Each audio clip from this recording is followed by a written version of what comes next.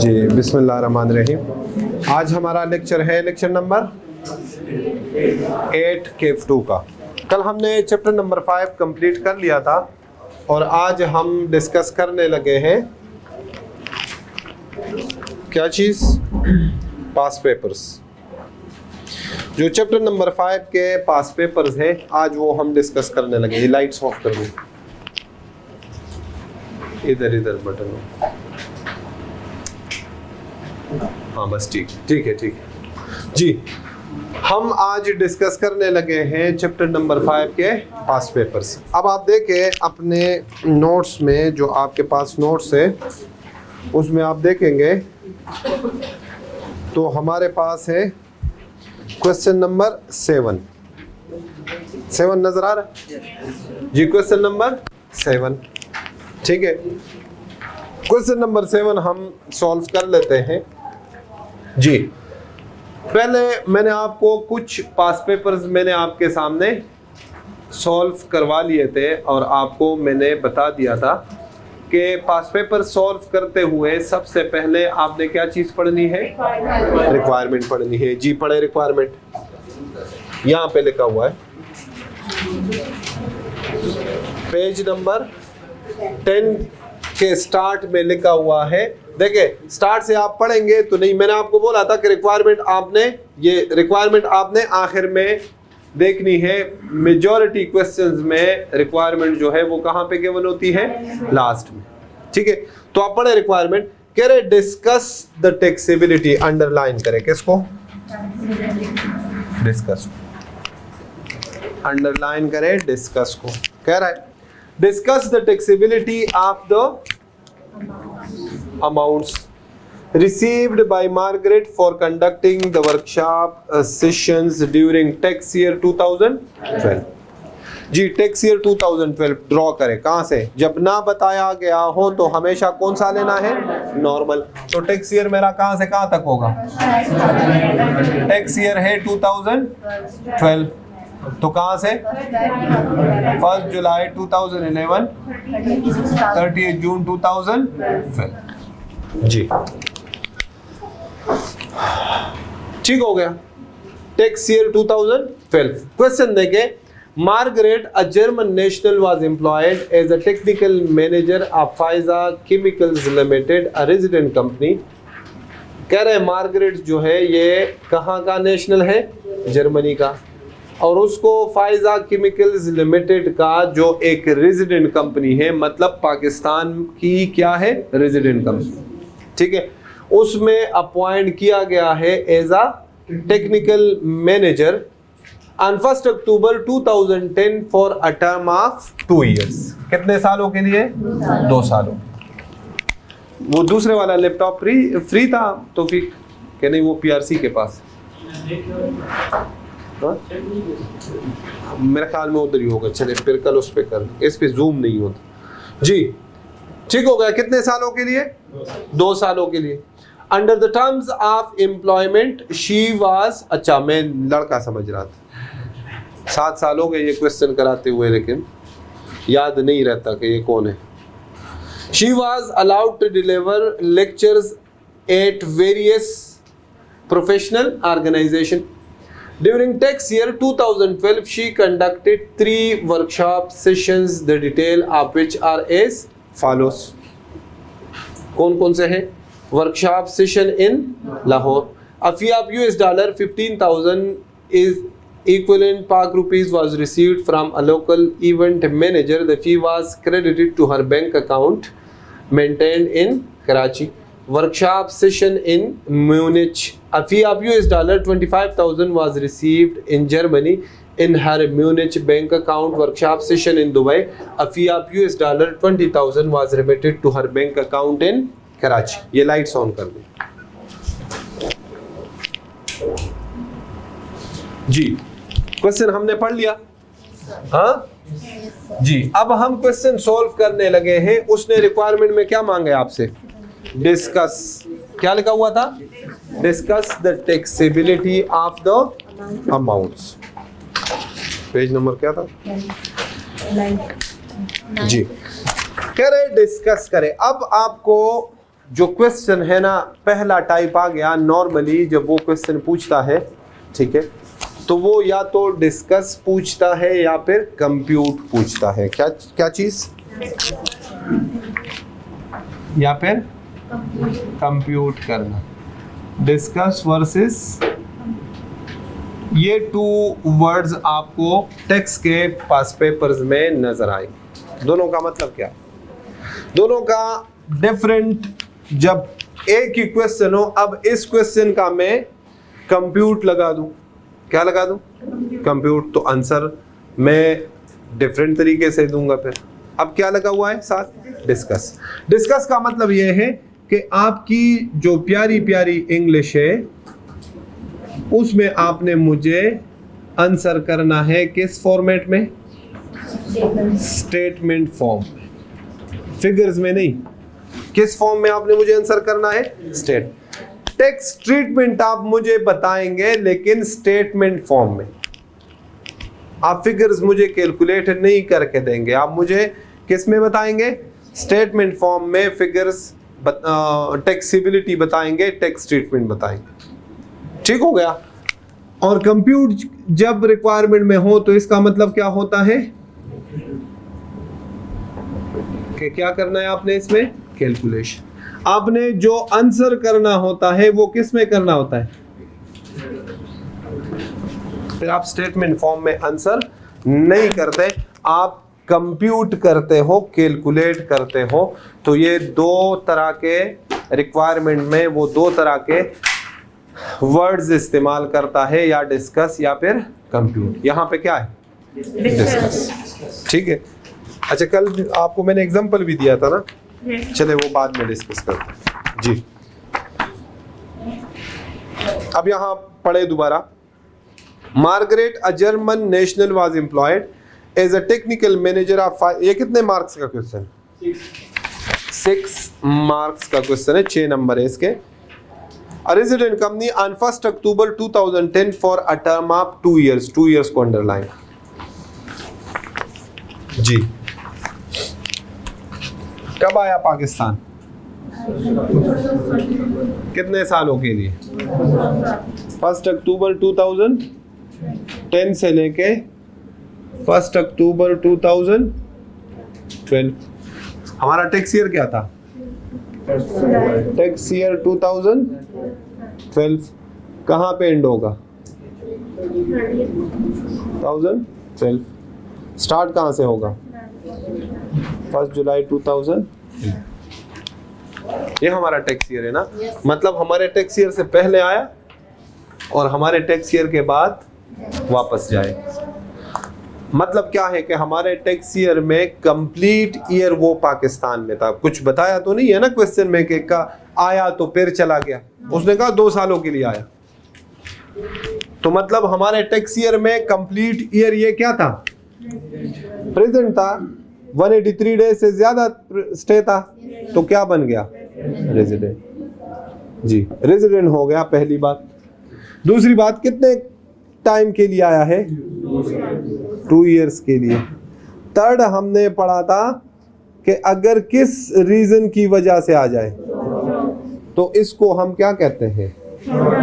Short term resident. तो मुझे बताइए ये तीनों कंडीशंस पूरी हो रही है क्या? तो ये क्या है हमारे टैक्स ईयर में? ये क्या है टैक्स ईयर 2012 में? Short term. क्या है? Short term resident.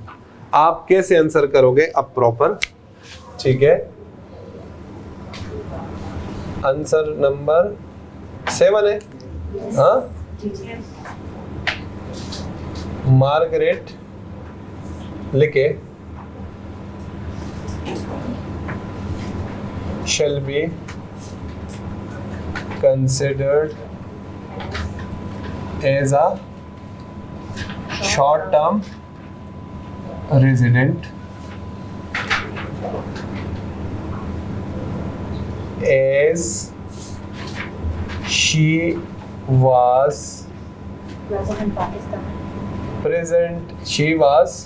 present in Pakistan only by reason of her employment. As she was present in Pakistan लिखे as she was present in Pakistan by reason of her only by reason of her employment या job, ठीक है, and her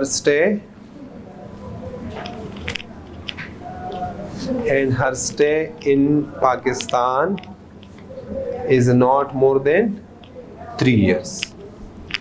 ये आपने किस चीज की definition बता दी? Short term.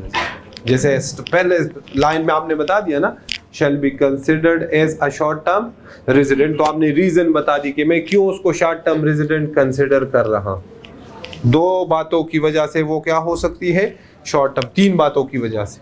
एक, वो करंट ईयर में क्या होनी चाहिए है, फिर 2 कंडीशंस और क्या थी? जॉब के लिए और 3 साल से कम। ठीक हो गया? हाँ, अगले पैराग्राफ में, उसी में नहीं, अगले लाइन में शुरू करें। And foreign source income of a short term resident and foreign source income of a short term resident is exempt from tax if she did not bring, and foreign source income of a short term resident is exempt from tax as if she did not bring / received foreign source income in Pakistan. If she, ये condition थी ना कि वो पाकिस्तान में उसकी foreign source income क्या होगी? Exempt होगी, अगर वो क्या ना करे, न तो वो इनकम पाकिस्तान में रिसीव करे और ना। क्लियर हो गया? अब पहली इनकम कौन सी थी बताएं? Workshop session in Lahore, heading दे दे। आपने ऊपर प्रोविजन बता दिया, और अब आप दे दे वर्कशॉप सेशन इन लाहौर। जी, कहाँ पे वर्कशॉप सेशन कंडक्ट कराया? लाहौर। कौन सा सोर्स ऑफ इनकम होगा? पाकिस्तान। तो क्या शॉर्ट टर्म रेजिडेंट की पाकिस्तान सोर्स इनकम एग्जेम्प्ट होती है? नो। लिखे, this income shall be taxable because this income, bracket में लिख ले कितने डॉलर्स थे? US dollar 15,000। दिस इनकम, कौन सी income? US dollar 15,000 shall be taxable as Pakistan source income of a short term resident is not exempt from tax। ऊपर आपने बता दिया ना कि कौन सी इनकम एग्जेम्प्ट होगी? Foreign source. लेकिन कब? अगर वो न तो पाकिस्तान लेके आए और ना रिसीव करें। आपने ऊपर प्रोविजन डिस्कस किया है ना, तो ये आपने क्यों कर दी टैक्सेबल? क्योंकि ये फॉरेन सोर्स इनकम नहीं है। ये कौन सी है? पाकिस्तान। दूसरा क्या था? हाँ, वर्कशॉप सेशन इन म्यूनिच। जी, कौन सा है? सोर्स कौन सा है? Foreign source. रिसीव कहां पे कर रही है? हाँ, जर्मनी में। This income is exempt as foreign source income of a short term resident is exempt from tax. ऊपर आपने बताया हुआ है, दोबारा नहीं बताने की जरूरत कि डिड नॉट ब्रिंग और रिसीव, रिपीटिशन नहीं करनी, बस सिर्फ आप लिख ले as foreign source income is exempt from tax of a short term resident। ठीक हो गया भाई? ठीक है। हाँ, थर्ड कौन सी है? दुबई। कौन सी सोर्स है? फॉरेन है कि पाकिस्तान? फॉरेन है। कहाँ पे रिसीव कर रही है? पाकिस्तान। टैक्सेबल होगी, रीजन क्या बताओगे? कि this foreign source income shall be taxable as it was received in Pakistan. बस, रिपीटिशन नहीं करनी। हम क्या करते हैं, ऊपर जो हमने प्रोविजन लिखी इसलिए लिखी कि वो हमारे टैक्स ट्रीटमेंट को पढ़ने से पहले प्रोविजन पढ़ ले के जनाब मैं इस प्रोविजन के बेस पे नीचे डिसीजन देने लगा हूं, जो मेरा आंसर होगा वो ऊपर जो मैंने प्रोविजन लिख दिया है इसके बेस पे हो। ऊपर आपने उसको क्लियरली बता दिया है कि मार्गरेट जो है ये शॉर्ट टर्म रेजिडेंट है। दूसरा आपने बता दिया कि शॉर्ट टर्म रेजिडेंट की फॉरेन सोर्स इनकम एग्जिम्प्ट होती है अगर वो न तो पाकिस्तान लेके आए और न पाकिस्तान में रिसीव। क्लियर? भाई क्लियर है कि नहीं? जी अगला हो जाएगा एक क्वेश्चन अब कि नहीं? हाँ हो जाएगा ना जी। अब अगला देखें, क्वेश्चन नंबर कौन सा है? क्वेश्चन नंबर है 11। क्वेश्चन नंबर 11 देखिए, क्वेश्चन नंबर 11 रिक्वायरमेंट पढ़े। दो रिक्वायरमेंट है। कितने रिक्वायरमेंट्स है? दो। कौन कौन से? नंबर ए है explain the residential status of mister Abdullah under the income tax ordinance 2001 for the tax year 2009 and tax year 2010। सबसे पहले क्या करेंगे? टैक्स ईयर ड्रॉ करेंगे। क्या ड्रॉ करेंगे?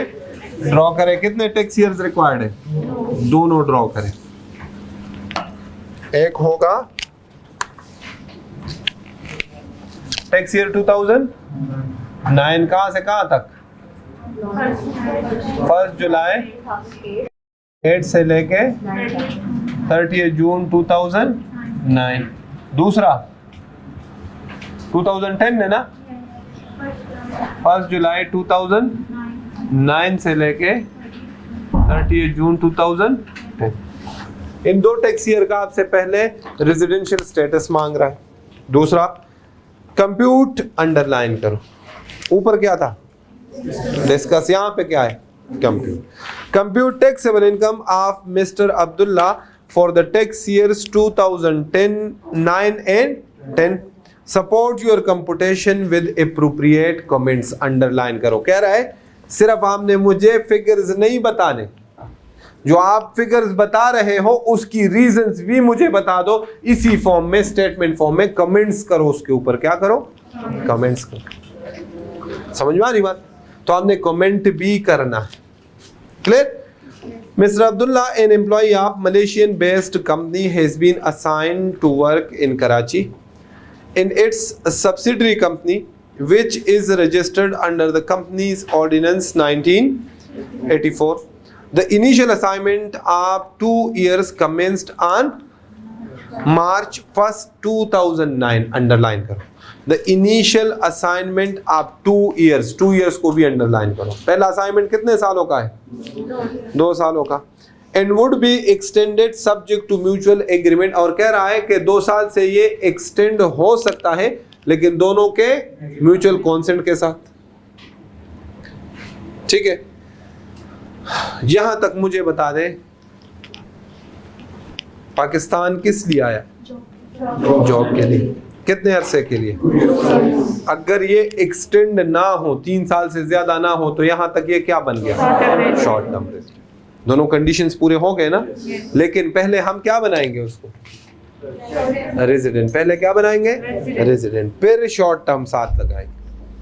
पहले क्या बनना चाहिए? जी।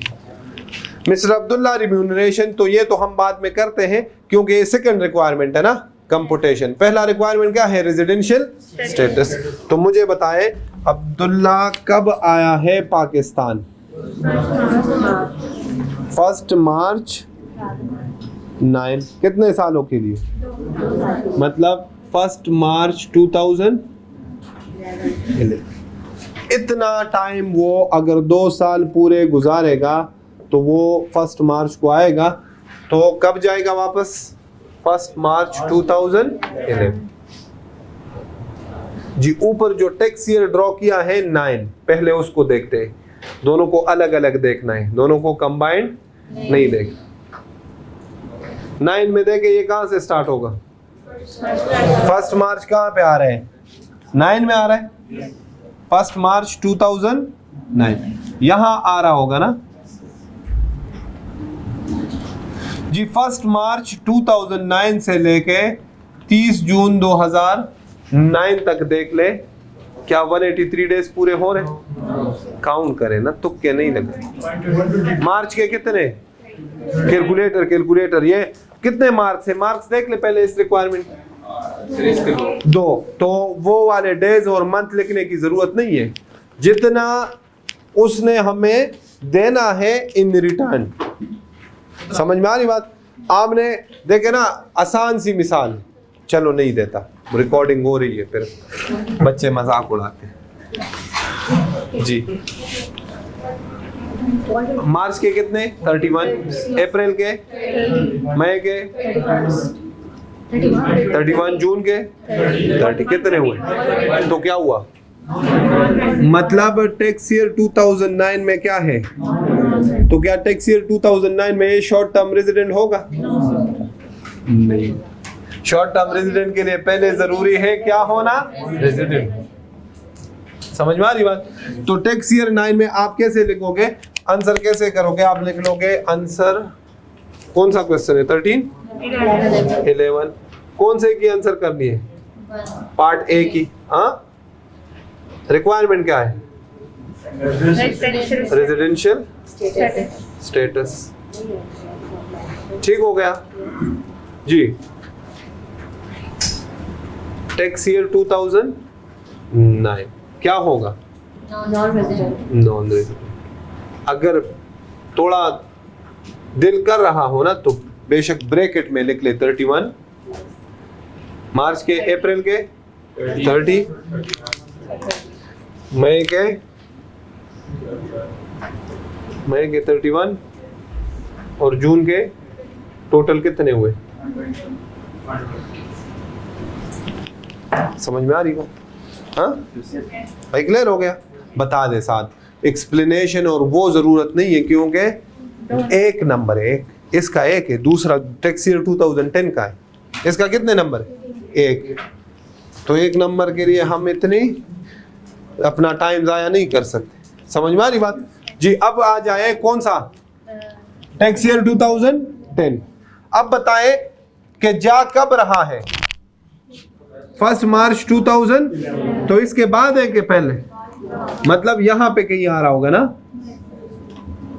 तो मतलब, और इससे पहले आया हुआ है, तो कंप्लीट ईयर टैक्स ईयर 2010 में पूरा साल पाकिस्तान में था, तो क्या हो गया? क्या हो गया? ठीक हो गया। तो यहां पे लिखे टैक्स ईयर 2010 और ब्रैकेट में लिख ले मोर देन 183 या कंप्लीट ईयर लिख ले, तो उसको पता चल जाएगा कि हाँ इस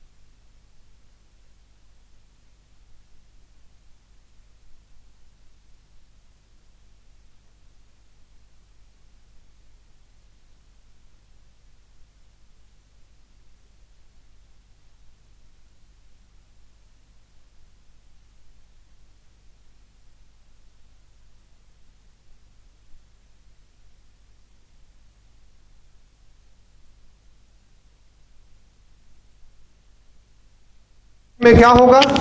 रेजिडेंट। वजह क्योंकि कंप्लीट ईयर पाकिस्तान में था। अब आ जाए रिक्वायरमेंट बी में क्या है? Compute taxable income. तो mister Abdullah's remuneration will be paid in Malaysia. Underline करो, कहाँ पे ये पेमेंट मिलेगी? मलेशिया। मतलब उसने हिंट दे दिया कि न तो वो तो पाकिस्तान साथ रिसीव नहीं कर रहा, लाने की बात अभी नहीं की, हो सकता है रिसीव करे मलेशिया में फिर ले आए। समझ में आ रही बात? तो कहाँ पे रिसीव कर रहा है? Malaysia. Details of which are given below.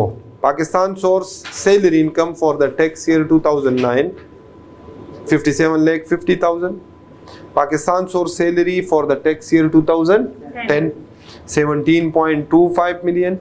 Foreign source salary for the tax year 2009 12 million.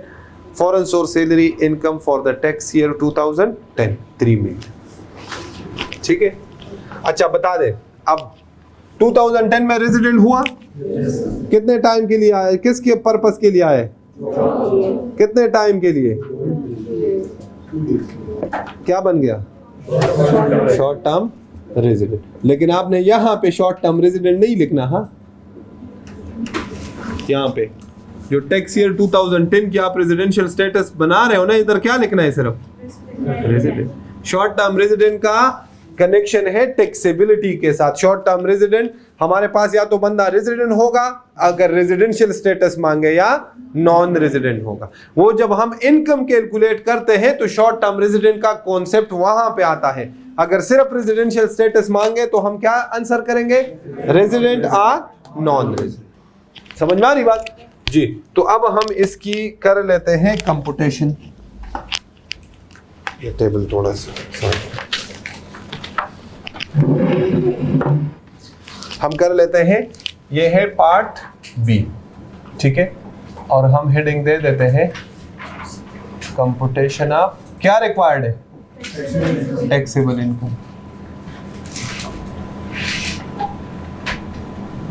ठीक है,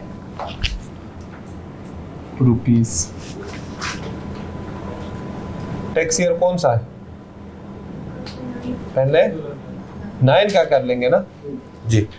क्या है, अब आपके जहन में ये बात होनी चाहिए कि ये जनाब क्या है, टैक्स ईयर 2009 के लिए शॉर्ट टर्म रेजिडेंट 9 के. अच्छा, गुड, माशाल्लाह.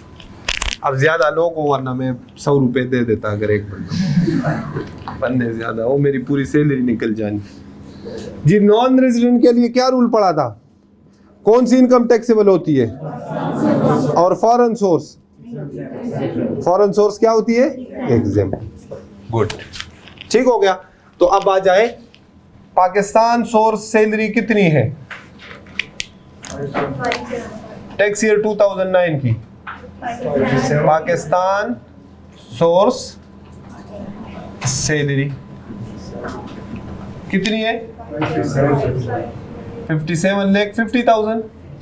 हाँ जी. Foreign source salary tax year 2009 में कितनी है, 12 लाख. टैक्सेबल होगी क्या एग्जेम्प्ट, क्या होगी, एग्जेम्प्ट. एग्जेम्प्ट क्यों होगी, इसके लिए एग्जामिनर को कहे नोट नंबर 1 पढ़ ले, उधर मैंने रीजन बताई हुई. समझ में आ रही बात. तो टैक्सेबल इनकम कितनी आई, 57,50,000. ये क्या आ गई आपके पास, टैक्सेबल. समझ में आ रही बात भाई, क्लियर है. हाँ, क्लियर है कि नहीं जी. टैक्स ईयर 2010 में आ जाए जी. पाकिस्तान सोर्स सैलरी कितनी है,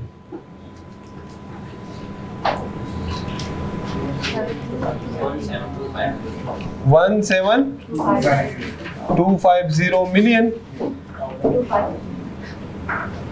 250,000 जी. फॉरेन सोर्स सैलरी कितनी है, 3 मिलियन. टैक्सेबल होगी,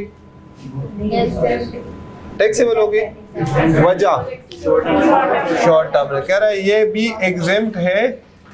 और क्यों एग्जेम्प्ट है, मैंने कहाँ पे लिखा हुआ है, नोट नंबर 2. टैक्सेबल इनकम कितनी हो जाएगी, 17.25 मिलियन जी. तो मैंने नोट नंबर 1 भी नहीं लिखा. आप उसको कह दोगे ना, अभी तुम्हें गया नहीं वो क्वेश्चन, सोल्यूशन तो अभी स्टार्ट है. यहाँ पे अब आप लिख लोगे क्या चीज, नोट्स. ठीक है, वो मैं रफ काम कर रहा हूं. हाँ, 2009 क्या नहीं नहीं, आपने अलग से लिखना है। अभी मैं लिख रहा हूं, क्या लिखोगे कि उसकी ये वाली इनकम क्यों एग्जेम्प्ट हुई, नॉन रेजिडेंट। यहां पे लिख लोगे कि foreign source income is exempt because is exempt from tax in tax year from tax in tax year 2009 because Mr. Abdullah was non-resident in tax year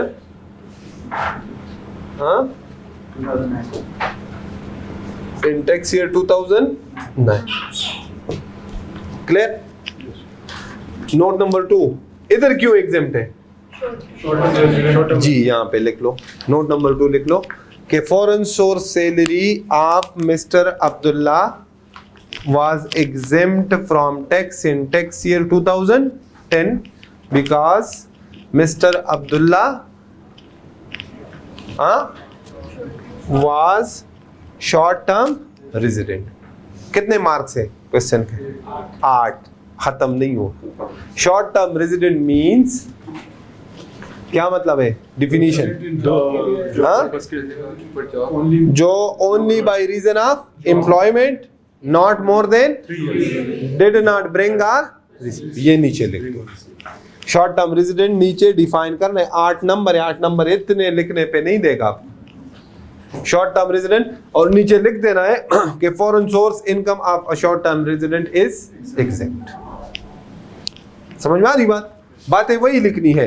अच्छा, अगर इस क्वेश्चन में मैंने मार्क्स नहीं देखे थे, अगर आप कंप्यूटेशन से पहले शॉर्ट टर्म रेजिडेंट की डिफिनीशन लिख लेना फिर भी ठीक है। अगर स्टार्ट में नहीं लिखा मेरी तरह, मार्क्स आपने बाद में देख लिए, तो आप आखिर में भी लिख लो, कोई मसला नहीं है। कोई ये सीक्वेंस, कोई इस पे कोई मार्क्स डिडक्शन नहीं होती। ठीक है, आपने कॉन्सेप्ट कन्वे करना है कि जनाब इस वजह से मैंने इसको एग्जाम करा दिया। क्लियर? क्लियर है कि नहीं?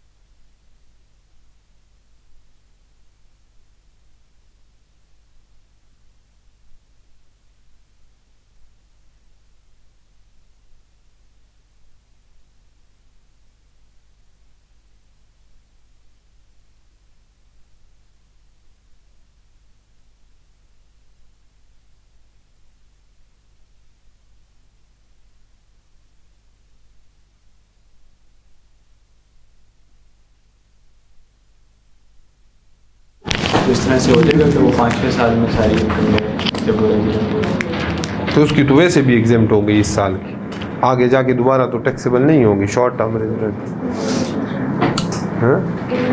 नहीं फिर आगे समझ में आ रही बात जी? शाबाश शाबाश शाबाश। क्वेश्चन नंबर 18 का पार्ट बी सॉल्व करें। पार्ट बी भाई, पार्ट बी ये पार्ट ए है, part B solve. Question number 18 part B.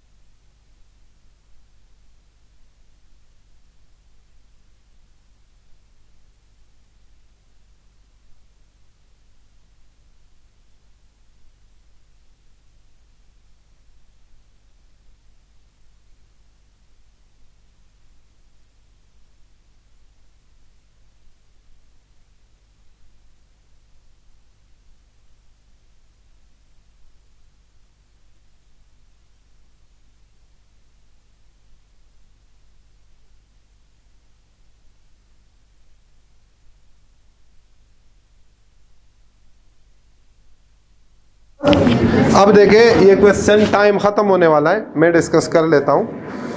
देखें, एक्सप्लेन द ट्रीटमेंट। एक्सप्लेन और डिस्कस का एक ही मतलब स्टेटमेंट फॉर्म में आपने आंसर करना है। Explain the treatment of foreign source income for the tax year 2000 under each of the following independent situation. पहला है 4 नंबर का, दूसरा है 2 नंबर का। Joseph, a South African cricket coach is working in Pakistan under an employment contract underline. किस लिए काम कर रहे हैं? Since 20th July 2014. कब से?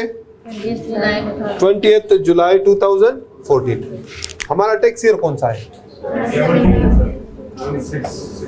टैक्स ईयर 2000, 1 जुलाई 2016 से स्टार्ट होगा, 30 जून 2017।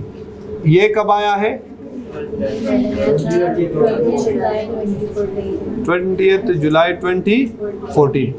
ठीक हो गया, चले आगे। During the tax year 2017, he earned foreign source income from his business established in South Africa and brought 25% of the income to Pakistan. ठीक हो गया। अब वो कहते हैं ना, अक्सर हम कहते हैं कि मतलब बातों से क्या पता चलता है, डायरेक्ट कभी कभी कोई बात नहीं करता। हम अक्सर दोस्त जो है ना, आपस में जो क्लोज फ्रेंड्स होते हैं ना, हम अक्सर बात बता रहे होते हैं और कोड वर्ड्स यूज करते हैं, हमें पता चल जाता है हाँ ये फलां बंदे की बात कर रहे हैं।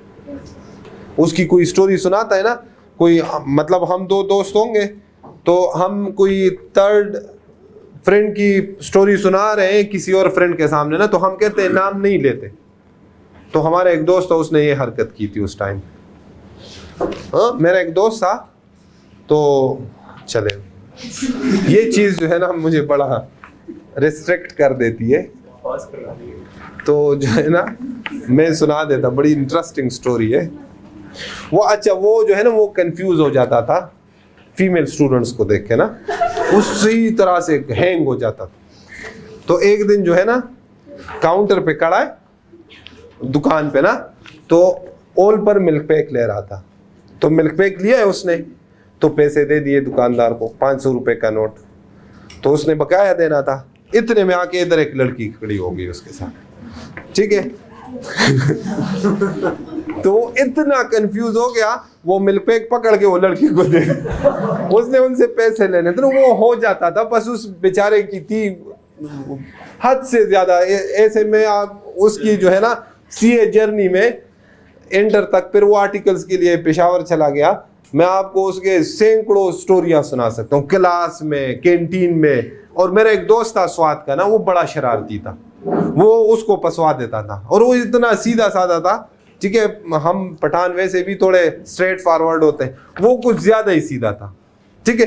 तो अब उसकी मैं स्टोरी सुना रहा था, तो मैंने कहा यार हमारे एक दोस्त होता था जो स्वाद वाला होता है ना, उसको तो समझ आ जाती है कि हाँ ये उसकी बात हो रही है। मैं उसे कहता हूँ आप जानते हो, लेकिन मैं नाम नहीं देता। अब वो जो है ना किसी कंपनी का CFO है, कंस्ट्रक्शन कंपनी का।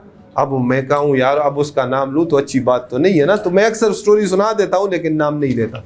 वो सिचुएशन से हमें पता चल जाता है। एग्जाम्पल देते हैं, यार हमारे एक दोस्त था जिसको पता होता है कि हाँ ये उसकी बात कर रहे हैं। यहाँ पे उसने आपको सीधा सीधा 3 साल का भी नहीं बताया, शॉर्ट टर्म रेजिडेंट का भी नहीं बताया, सीधा सीधा एम्प्लॉयमेंट का भी नहीं बताया, लेकिन हमें पता है कि इस तरह की कोई चीज हमने पढ़ी हुई है कि वो जॉब के लिए आया हो, और लाने की बात, इनकम लाने की बात रिटर्निंग एक्सपेट्रिएट में नहीं है, सिर्फ और सिर्फ किस में है? Short term resident. तो उसने हमें 2 हिंट दे दिए, एक एम्प्लॉयमेंट और दूसरा के पाकिस्तान 25% इनकम लेके। तो इससे हम ये कंक्लूड करेंगे कि ये कौन है? Short term. देखे ना कब आया है? 24 जुलाई 2014। हम कहते हैं ये 3 सालों के लिए हो तो 24 जुलाई 15, 16, 17। टैक्स ईयर कब? टैक्स ईयर कहां पे आ रहा है? समझ में आ रही बात? तो हम कहते हैं एग्जैक्ट 3 साल हो जाए, उसने बताया नहीं है ना।